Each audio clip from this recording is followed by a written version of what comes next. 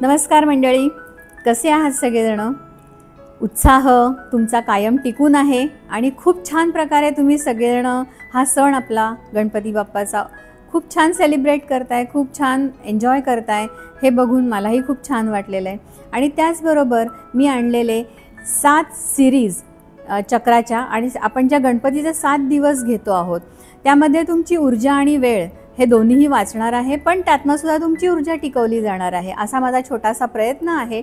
आणि त्यासाठी तुमच्यापर्यंत मी 7 दिवस रेग्युलर पोचतीये आणि ह्या 7 दिवसांमध्ये तुमच्याकडून मिळणारा उदंड प्रतिसाद मला जो मिळतो आहे तो उदंड प्रतिसाद तुम्हाला सगळ्यांना खूप खूप मनापासून धन्यवाद. त्यासाठी मी Geeta Kulkarni soulful connections with गीतामध्ये आपणा सर्वांचं हार्दिक स्वागत करते. आज आपण अनाहत चक्र बघणार आहोत. अनाहत चक्र हे प्रेम, नाती, कुटुंब यांच्याविषयी बोलणारे. गणेशाचे आई वडील, भाऊ म्हणजेच नाती आणि प्रेम. आणि बाप्पा त्यांच्या कुटुंबाला सोडून 10 दिवस आपल्या भक्तांच्या प्रेमासाठी आपल्या घरी येतो. मग आपले हार्ट चक्र हील करायला म्हणून आजचं आपलं हीलिंग आपण ठेवणार आहोत. आपली नाती सांभाळण्यासाठी आपलं हृदय चक्र उघडा.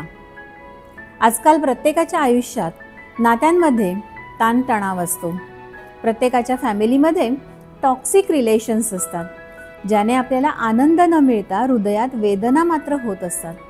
आज नात्यांवर उपचार करण्यासाठी आणि नात्यांना माफ करणे ही खूप तितकेच गरजेचे असते. हा खूप शोधला जाणारा विषय आहे, म्हणून आपलं अनाहत चक्र उघडणे गरजेचे आहे. आज आपण आपल्या अशा एका टॉक्सिक नात्याबद्दल गणपती बाप्पाला पत्र लिहिणार आहोत. यात सर्व काही अगदी काहीही न लपवता आपण लिहिणार आहोत. बघा, तुम्हालाही वाटेल जाने दो माफ किया. नंतर ते पत्र बाप्पाजवळ रात्रभर राहू द्या. कुणी बघेल असं तुम्हाला वाटत असेल तर बंद लिफाफा ते पत्र ठेवा. देवासमोर शांत बसा. 5 दीर्घ श्वास घ्या. आपल्या हृदयावर लक्ष केंद्रित करून हिरव्या रंगाचे ध्यान करा. देवापुढे भावनिक कृतज्ञता व्यक्त करा. 108 वेळा ओम गम गणपतये नमःचा जप झाल्यावर बाप्पाला सांगा, माझ्या हृदयात प्रेम, करुणा आणि क्षमा आहे.